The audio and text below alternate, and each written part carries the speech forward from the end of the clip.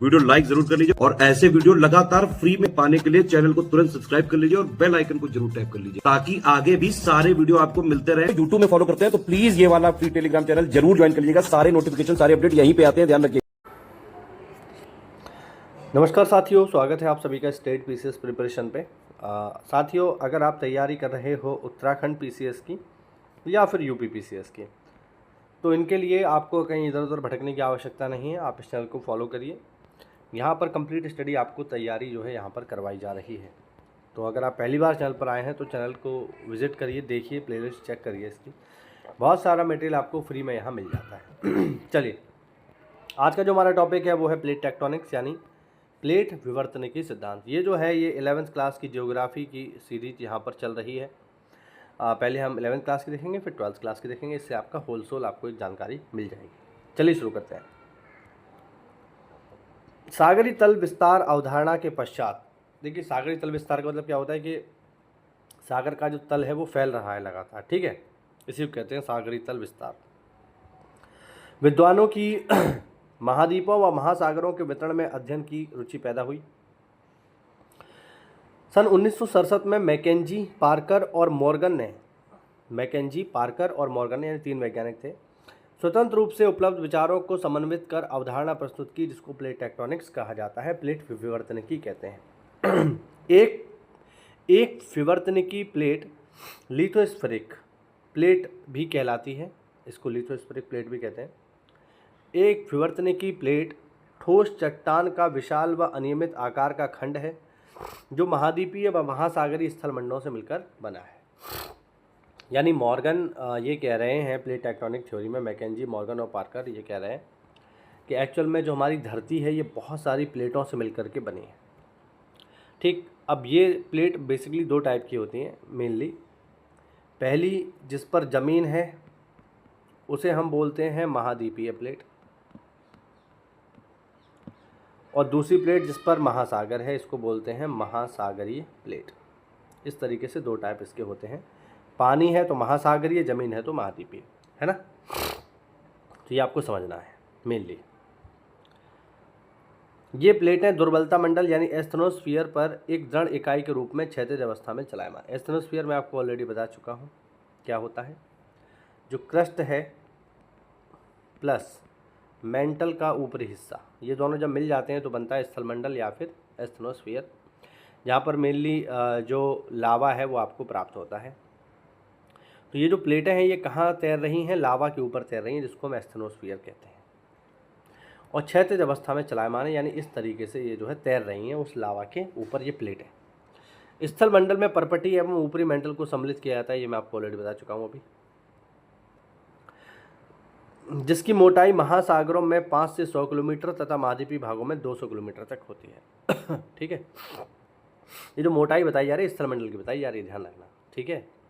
यानी ज़मीन पर इसकी मोटाई 200 किलोमीटर है, क्योंकि ज़मीन पर पहाड़ भी हैं, पठार भी हैं, सारी चीज़ें हैं, और महासागरों में इसकी मोटाई 5 से 100 किलोमीटर है। एक प्लेट को महाद्वीपीय व महासागरीय प्लेट भी कहा जा सकता है, जैसा कि मैंने ऊपर आपको बताया, जो इस बात पर डिपेंड करता है कि उस प्लेट का अधिकतर भाग महासागर में है अथवा महाद्वीप में है, ठीक है। उदाहरण के लिए प्रशांत प्लेट मुख्यतः महासागरीय प्लेट है, जबकि यूरेशियाई प्लेट महाद्वीपीय प्लेट है, क्योंकि प्रशांत प्लेट में मूल रूप से प्रशांत महासागर है जो कि पानी से बना, जो कि पानी है वहाँ पे, तो महासागरीय प्लेट है। यूरेशियाई प्लेट में मेनली ज़मीन ज़्यादा है तो महाद्वीपीय प्लेट है। प्लेट विवर्तनिकी के सिद्धांत के अनुसार पृथ्वी का स्थलमंडल मुख्य 7 प्लेटों तथा कुछ छोटी छोटी प्लेटों में विभक्त है। अब ये लाइन आपको यहाँ एग्जाम के लिए याद रखनी है कि कितनी बड़ी प्लेटें हैं, तो पृथ्वी पर 7 बड़ी प्लेटें हैं, 7, ये संख्या आपको सीधे सीधे याद रखनी है, और छोटी भी हैं, मैं अभी आपको आगे दिखाऊंगा। नवीन वलित पर्वत श्रेणियाँ, खाइयाँ, भ्रंश इन मुख्य प्लेटों को सीमांकित करती हैं। अभी हम देखते हैं आगे। अब यहाँ पर आप इसको देखो, यहाँ पर आपको बहुत सारी प्लेटें दिखाई देंगी। चलिए एक एक करके देख लेते हैं। अब देखिए, स्टार्टिंग से देखेंगे। सबसे पहले है इंडो ऑस्ट्रेलियाई प्लेट। इंडो ऑस्ट्रेलियाई प्लेट में ऑस्ट्रेलिया का पूरा हिस्सा आता है, हिंद महासागर का कुछ हिस्सा आता है और इंडिया का भी हिस्सा आ रहा है, इसलिए इसका नाम है इंडो ऑस्ट्रेलियाई प्लेट। इसके पास में आप देखोगे छोटी सी प्लेट है, इसका नाम है फिलीपीन प्लेट, ठीक है। इसके ऊपर आप देखोगे तो सबसे बड़ी प्लेट आपको मिलेगी, ये है प्रशांत महासागरीय प्लेट, जिसमें मेनली सारा का सारा प्रशांत महासागर आता है। यहाँ पर आपको मिलती है कोकोस प्लेट, ठीक है। ये कोकोस प्लेट जो है ये आपका जो अमेरिका में, जो उत्तरी अमेरिका महाद्वीप है उसमें एक जगह है कैलिफोर्निया, वहाँ से जो है ये दिखाई देती है। इसे कॉकस प्लेट बोलते हैं। कॉकस प्लेट के नीचे जो है आपको मिलती है ये है नजका प्लेट, ठीक है। उसके बाद और आप देखोगे तो यहाँ पर आपको छोटी छोटी प्लेटें मैं आपको दिखाता हूँ। उसके बाद यहाँ पर आपको ये दिखेगी दक्षिण अमेरिकी प्लेट, ये स्कॉशिया प्लेट, ये अंटार्कटिका प्लेट ये पूरी की पूरी अफ्रीकी प्लेट है, आप देख सकते हैं। ये है अरेबियन प्लेट, ऊपर यूरेशियाई प्लेट मिलती है, और यहाँ पर उत्तरी अमेरिका प्लेट और यूरेशियाई प्लेट आपको यहाँ पर भी मिलेगी और देखो यहाँ पर भी मिलेगी, तो काफ़ी बड़ी है, ठीक है। तो इस तरीके से प्लेटें यहाँ आपको दिखाई देती हैं, कुछ छोटी कुछ बड़ी। अब कुछ इसमें एग्ज़ाम में पूछी जाती हैं, जैसे ये जो है आपका कॉकस प्लेट, ये इंपॉर्टेंट है, या नजका प्लेट, ये भी इंपॉर्टेंट है, इनकी लोकेशन पूछ लेता है पेपर में, या स्कॉशिया प्लेट, ये भी इंपॉर्टेंट है तो इनको आपको याद रखना है, ठीक है। या यहाँ पर आपको एक दिखाई देगी जुआंडी फूका प्लेट, ये एक ज्वालामुखी भी है। तो इस तरीके से इनका वर्णन है। अब इन्हीं को हम डिटेल में आगे पढ़ते हैं, चलिए। कुछ प्लेटें इस प्रकार है। पहली है अंटार्कटिका प्लेट, जिसमें अंटार्कटिका से घिरा हुआ महासागर शामिल है। अब नाम ऑब्वियस बात है, अंटार्कटिका प्लेट है तो अंटार्कटिका तो होगा ही। फिर है उत्तरी अमेरिकी प्लेट, उत्तरी अमेरिकी प्लेट जिसमें पश्चिमी अंध महासागरीय तल सम्मिलित है, तथा दक्षिण अमेरिकी प्लेट तथा कैरेबियन द्वीप इसकी सीमा का निर्धारण करते हैं। फिर है दक्षिण अमेरिकी प्लेट, पश्चिमी अटलांटिक तल समेत उत्तरी अमेरिकी प्लेट व कैरेबियन द्वीप इसे अलग करते हैं। फिर है प्रशांत महासागरीय प्लेट, जो मैंने ऊपर आपको दिखाई। इंडो ऑस्ट्रेलियाई न्यूजीलैंड प्लेट, ये मैंने आपको दिखाई। अफ्रीकी प्लेट, जिसमें अफ्रीका शामिल है, ऑब्वियस बात है। फिर है यूरेशियाई प्लेट, जिसमें पूर्वी अटलांटिक महासागरीय तल सम्मिलित है। ये तो बड़ी बड़ी हैं, ठीक है, और ये जगह के नाम सही है तो इनमें आपको कोई दिक्कत नहीं होगी। छोटी प्लेट है इंपॉर्टेंट। ये देखो, ये है काकोस प्लेट। काकोस प्लेट जो है ये मध्यवर्ती अमेरिका, यानी मध्य अमेरिका और प्रशांत महासागरीय प्लेट के बीच में स्थित है। अब ये बात पेपर में पूछ लेगा कि कॉकस प्लेट आपको कहाँ मिलेगी, तो कॉकस प्लेट आपको मिलेगी मध्य अमेरिका तथा प्रशांत महासागरीय प्लेट के बीच में।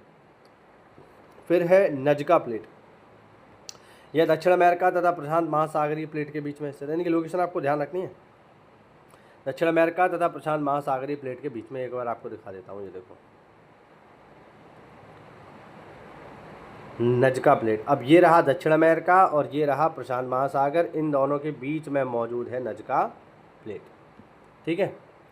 ऊपर आपको यहाँ दिखाई दे रही है जो अभी हमने देखा, ये है कॉकस प्लेट। कॉकस प्लेट कहाँ है, ये रहा मध्य अमेरिका और ये रहा प्रशांत महासागर, इनके बीच में। तो ये आपको ध्यान रखना है, कॉकस प्लेट कहाँ मिलेगी, कॉकस प्लेट मध्य अमेरिका प्रशांत महासागर। नजका प्लेट दक्षिण अमेरिका और प्रशांत महासागर के बीच में आपको मिलती है। ये आपको याद रखना है, पेपर में पूछता है ये सारी चीज़ें। चलिए आगे देखिए, अरेबियन प्लेट, इसमें अधिकतर अरब प्रायद्वीप का भूभाग शामिल होता है। फिलीपीन प्लेट, यह एशिया महाद्वीप तथा प्रशांत महासागरीय प्लेट के बीच में स्थित है। कैरोलिन प्लेट, यह न्यू गिनी के उत्तर में फिलीपियन व इंडियन प्लेट के बीच में स्थित है। फिर है फ्यूजी प्लेट, यह ऑस्ट्रेलिया के उत्तर पूर्व में स्थित है। ग्लोब पर ये प्लेटें पृथ्वी के पूरे इतिहास काल में लगातार विचरण कर रही हैं, यानी ये प्लेट जो है रुकी हुई नहीं है, ये प्लेट चलायमान है, गति कर रही हैं। वैगनर की संकल्पना केवल महाद्वीप गतिमान है, सही नहीं है। यानी वैगनर जैसा बोलते थे कि केवल महाद्वीप चल रहे हैं, ऐसा नहीं है, ठीक है। महाद्वीप एक प्लेट का हिस्सा है और प्लेट चलायमान है। यह एक निर्विवाद तथ्य है कि भूवैज्ञानिक इतिहास में सभी प्लेटें गतिमान रही हैं। देखिए सारी प्लेटें गतिमान हैं, चाहे वो महासागरीय हो या महाद्वीपी हो, सारी प्लेटें गतिमान हैं और भविष्य में भी गतिमान रहेगी। ऐसा नहीं है पहले ही गतिमान थी अब रुक गई हैं, नहीं, ये जो है हमेशा से गतिमान थी और गतिमान रहेंगी, ठीक है। चलिए आगे देखते हैं। चित्र में महाद्वीपीय भागों की स्थिति को दर्शाया गया है। वैगनर के अनुसार आरंभ में सभी महाद्वीपों से मिलकर बना एक सुपर महाद्वीप, सुपर कॉन्टिनेंट, जिसे पेंजिया के नाम से जाना जाता था। यद्यपि यह बाद की खोजों से स्पष्ट हो गया कि महाद्वीपीय पिंड जो प्लेट के ऊपर स्थित है भूवैज्ञानिक काल पर्यंत चलायमान थे और पेंजिया अलग अलग महाद्वीपीय खंडों के अभिसरण से बना था जो कभी एक या किसी दूसरे प्लेट के हिस्से थे। पराचुंबकीय यानी पैलियोमैग्नेटिक आंकड़ों के आधार पर वैज्ञानिकों ने विभिन्न भूखालों में प्रत्येक महाद्वीपीय खंड की अवस्थिति निर्धारित की है। भारतीय उपमहाद्वीप अधिकांश प्रायद्वीपीय भारत की अवस्थिति नागपुर क्षेत्र में पाई जाने वाली चट्टानों के विश्लेषण के आधार पर आकी गई है। ठीक है, यानी भारत की स्थिति, भारत आज जहाँ में दिखाई देता है हमेशा से वहाँ नहीं था। ठीक है, जैसे आपको एक फ़ोटो दिखाता हूँ। अब ये देखो, जैसा कि मैंने आपसे बोला कि भारत जैसा हमें आज दिखाई देता है स्टार्टिंग में नहीं था। सबसे पहले आज से करीब करीब 7 करोड़ साल पहले भारत यहाँ था, और ये जो हिस्सा है ये जुड़ा हुआ था किससे? अफ्रीका से। उसके बाद ये टूट के अलग हुआ तो 5.5 करोड़ साल पहले यहाँ आ गया। उसके बाद करीब करीब 3.5 करोड़ साल पहले यहाँ पहुँच गया, और आज जो है 1 करोड़ साल पहले भारत ये बिल्कुल थोड़ा सा आज की स्थिति से नीचे था, और आज हमें ये दिखाई देता है। यानी इसका सीधा सा मतलब है कि भारत उत्तर पूर्व, इधर कौन सी दिशा हो गई? उत्तर पूर्व हो गई, नहीं हो गई? ये हो गया नॉर्थ, ये हो गया ईस्ट, तो ये हो गई नॉर्थ ईस्ट। यानी भारत उत्तर पूर्व दिशा की ओर गति कर रहा है। ठीक है, और चूँकि उत्तर पूर्व दिशा की ओर ये बढ़ रहा है, आप बिल्कुल देख सकते हैं यहाँ से नॉर्थ ईस्ट दिशा में गति कर रहा है। और जब ये भारत नॉर्थ ईस्ट दिशा में जाकर के ऊपर वाले हिस्से से टकराया तभी तो हिमालय का जन्म हुआ। बात समझ पा रहे हैं मैं क्या बताना चाह रहा हूँ? भाई भारत ऊपर वाले हिस्से से जाके टकराया तभी तो हिमालय बना, और चूँकि अभी भी ये टक्कर मार रहा है ऊपर की ओर नॉर्थ ईस्ट में, इसीलिए हिमालय में भूकंप आते हैं। आई बात समझ में कि हिमालय में भूकंप क्यों आते हैं? इसीलिए आते हैं। चलिए, अब प्लेट संचरण के फलस्वरूप 3 प्रकार की प्लेट सीमाएं बनती हैं। प्लेट संचरण का मतलब है जब प्लेटें चलती हैं तो 3 तरीके की चीज़ें बनाती हैं, 3 प्रकार की सीमाएं बनाती हैं। पहली सीमा है डाइवर्जेंट बाउंड्रीज यानी अपसारी सीमा। अपसारी सीमा का मतलब है जब 2 प्लेटें एक दूसरे से दूर जा रही हैं, एक इधर जा रही है, एक इधर जा रही है। ठीक है, चलो आपको बना के दिखाता हूँ। एक प्लेट इधर जा रही है, एक प्लेट ही, एक प्लेट इधर चलेगी, एक प्लेट इधर चलेगी, तो क्या होगा? बीच में से लावा जो है बाहर निकलेगा और फैल जाएगा। इससे क्या हो रहा है? यहाँ पर तल का विस्तार हो रहा है, अपसार हो रहा है, फैल रही हैं ये। तो इस प्रकार से जो प्लेटें होती हैं ये कहलाती हैं, ये जो प्लेटें बनाती हैं ये अपसारी सीमा बनाती हैं। जब 2 प्लेटें एक दूसरे से विपरीत दिशा में अलग हटती हैं और नई परपटी का निर्माण होता है, यानी नई परपटी कहाँ से बन रही है? नीचे से लावा निकल के फैल रहा है तो नई परपटी बन रही है, उन्हें अपसारी प्लेट कहते हैं। वह स्थान जहाँ से प्लेटें एक दूसरे से दूर हटती हैं इन्हें प्रसारी स्थान यानी स्प्रेडिंग साइट कहा जाता है। ठीक है, अपसारी सीमा का सबसे अच्छा उदाहरण मध्य अटलांटिक कटक है। मैंने आपको याद होगा पिछले वीडियोस में भी लेक्चर में आपको दिखाया था कि अटलांटिक महासागर के बीच में इस तरीके से लाइन आपको दिखती है ना? ऐसा क्यों हो रहा है? क्योंकि अटलांटिक प्लेट एक दूसरे से दूर जा रही है। अब दूर जा रही है तो बीच में नीचे जो लावा है वो बाहर निकलता है, और बाहर निकल के ठंडा होकर जम जाता है, तो इस तरीके की लाइन आपको दिखाई देती है। ठीक है, अब यहाँ पे आप देखिए मध्य अटलांटिक कटक है। यहाँ से अमेरिकी प्लेटें, उत्तरी अमेरिका और दक्षिण अमेरिका की प्लेटें तथा यूरेशियाई प्लेटें अफ्रीका से अलग हो रही हैं, इसलिए ये जो है अब अपसारी प्लेट का एग्जाम्पल है। फिर है अभिसरण सीमा। अभिसरण सीमा यानी कॉन्वर्जेंट बाउंड्रीज। जब प्लेटें एक दूसरी प्लेट के नीचे धंसती हैं, यानी एक प्लेट दूसरी प्लेट के नीचे जा रही है, यानी एक प्लेट ये रही और दूसरी प्लेट इस तरीके से नीचे की ओर धंस रही है ना? तो इस प्रकार से जब यहाँ पे धंसती है तो नीचे क्या होता है? नीचे पे ये पिघलना शुरू हो जाती है, क्योंकि नीचे क्या है? लावा है, गर्मी है। ठीक, तो जहाँ पर प्लेट धंसती है उसे बोलते हैं सबडक्शन जोन यानी प्रविष्ठान क्षेत्र। ठीक है, तो ये हो गया सबडक्शन जोन। अभिसरण 3 प्रकार से हो सकता है। कौन कौन सा? महासागरीय व महाद्वीपीय प्लेट आपस में जो है एक दूसरे से टकराएं, या फिर दोनों महासागरीय प्लेट टकराएं, या फिर दोनों महाद्वीपीय प्लेट टकराएं। तो इस तरीके से 3 तरीके से जो है ये कन्वर्जेंट हो सकता है। सही है। फिर है रूपांतर सीमा ट्रांसफॉर्म बाउंड्री, जहाँ ना तो नई परपटी बने और ना ही परपटी का विनाश हो। देखो 2 चीज़ें हो सकती हैं। अगर 2 प्लेटें आपस में अलग हो रही हैं, एक दूसरे से उल्टा भाग रही हैं, तो नई परपटी बनेगी, लावा बाहर आ जाएगा, जम के ठंडा होके नई परपटी बन जाएगी। दूसरा क्या हो सकता है? दूसरा ये हो सकता है एक प्लेट ये है साहब और एक प्लेट नीचे की ओर धंस रही है, तो यहाँ पर प्लेट का विनाश हो रहा है। दूसरी स्थिति ये हो सकती है। तीसरा ये है कि ना तो प्लेट बने ना खराब हो, तो बनती है रूपांतर सीमा। ठीक है, इसका कारण है कि इस सीमा पर प्लेटें एक दूसरे के साथ क्षैतिज दिशा में सरक जाती हैं। यानी इसका मतलब ये हो गया कि ना तो प्लेट जो है एक दूसरे से दूर जा रही है, ना ही एक दूसरे के नीचे जा रही है, बल्कि दोनों प्लेटें बराबर एक साइड में एक दूसरे से मिलकर के चलती रहती हैं। तो इस तरीके से जो सीमा बनती है इसी को हम बोलते हैं आपकी रूपांतरित सीमा। ठीक है। रूपांतर भ्रंश ट्रांसफॉर्म फॉल्ट दो प्लेटों के अलग करने वाले तल हैं जो सामान्यतः मध्य अमेरिकी कटकों से लंबवत स्थिति में पाए जाते हैं। क्योंकि कटकों के शीर्ष पर एक ही समय में सभी स्थानों पर ज्वालामुखी उद्गार नहीं होता है, ऐसे में पृथ्वी के अक्ष से दूर प्लेट के हिस्से भिन्न प्रकार की गति करते हैं। इसके अतिरिक्त पृथ्वी के घूर्णन का भी प्लेट के विभिन्न खंडों पर भिन्न भिन्न प्रभाव पड़ता है। ठीक है। हाँ, कोई भी पॉइंट ना समझ में आए तो बेझिझक आप लोग पूछ लेना। ठीक है, इंपॉर्टेंट चीज़ है भाई ये। आगे है प्लेट प्रवाह दर, रेट्स ऑफ प्लेट मूवमेंट। सामान्य व उत्क्रमण चुंबकीय क्षेत्र की पट्टियाँ जो मध्य महासागरीय कटक के समांतर हैं, प्लेट प्रवाह की दर को समझने में वैज्ञानिकों के लिए सहायक सिद्ध हुई हैं। प्रवाह की ये दर बहुत भिन्न है। आर्कटिक कटक की प्रवाह सबसे दर आर्कटिक कटक की प्रवाह दर सबसे कम है, 2.5 सेंटीमीटर प्रतिवर्ष से भी कम। ईस्टर द्वीप के निकट पूर्वी प्रशांत महासागरीय उभार जो चिली से 3400 किलोमीटर पश्चिम की ओर दक्षिण प्रशांत महासागर में है, इसकी प्रवाह दर सबसे ज़्यादा है। कितनी है? एक साल में 5 सेंटीमीटर से भी अधिक। इसका मतलब ये है ये प्लेटें चल रही हैं, और कितनी स्पीड से चल रही हैं? तो कोई तो प्लेट चल रही है 2.5 सेंटीमीटर प्रत्येक साल की दर से, यानी एक साल में 2.5 सेंटीमीटर खिसक जाती है, और कोई प्लेट एक साल में 5 सेंटीमीटर तक खिसक जाती है ना। अब सवाल है ये प्लेट चल कैसे रही है, ये देखते हैं। प्लेट को संचालित करने वाले बल। जिस समय वैगनर ने महाद्वीपीय विस्थापन सिद्धांत प्रस्तुत किया, उस समय अधिकतर वैज्ञानिकों का विश्वास था कि पृथ्वी एक ठोस गति रहित पिंड है। यानी जिस समय वैगनर ने ये बताया कि जो है महाद्वीपीय विस्थापन होता है, तो लोगों को लगता था कि धरती जो है अंदर से ठोस है, लेकिन ऐसा नहीं है। यद्यपि सागरीय अधिस्थल विस्तार तथा प्लेट विवर्तनिकी दोनों सिद्धांतों ने इस बात पर बल दिया कि पृथ्वी का धरातल व भूगर्भ दोनों ही स्थिर ना होकर गतिमान है, यानी चलने वाली चीज़ों से बने हैं।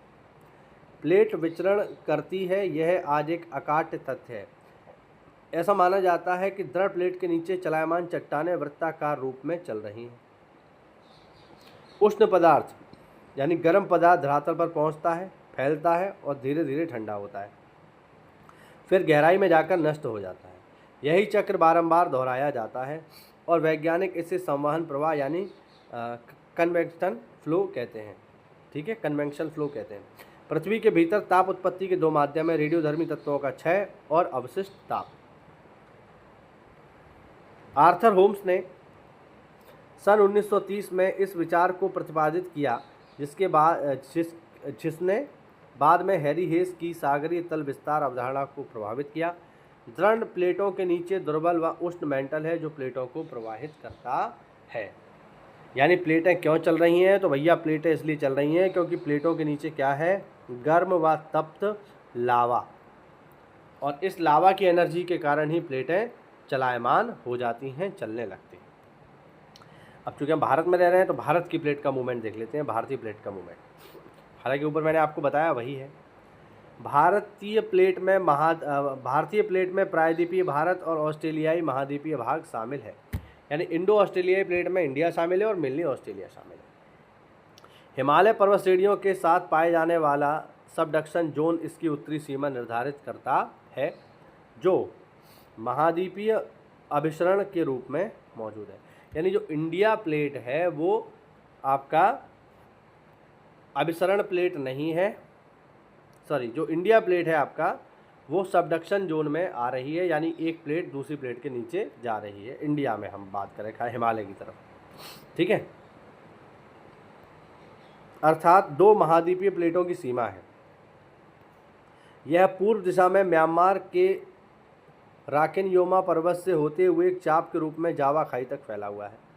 इसकी पूर्वी सीमा एक विस्तारित तल यानी स्प्रेडिंग साइट है जो ऑस्ट्रेलिया के पूर्वी दक्षिणी पश्चिमी प्रशांत महासागर में महासागरीय कटक के रूप में मौजूद है। ये हमारी प्लेट की सीमा है।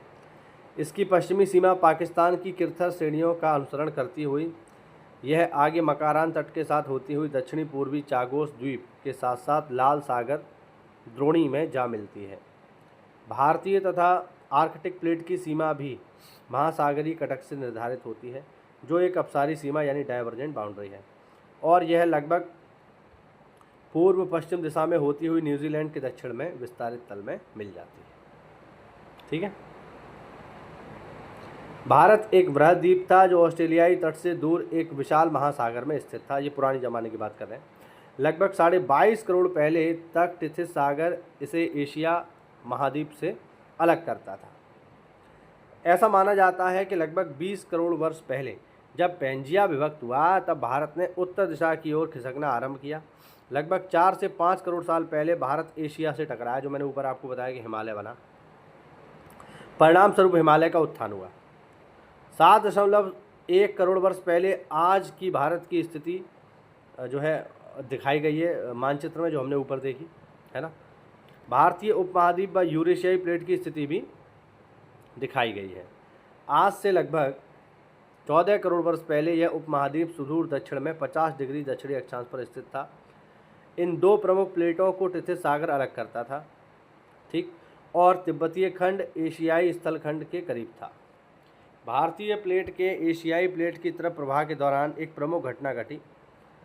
वह थी लावा के प्रवाह से दक्कन ट्रैप का निर्माण होना, जो लगभग 6 करोड़ साल पहले आरंभ हुआ और एक लंबे समय तक जारी रहा। याद रहे कि यह उपमहाद्वीप तब भी भूमध्य रेखा के निकट था।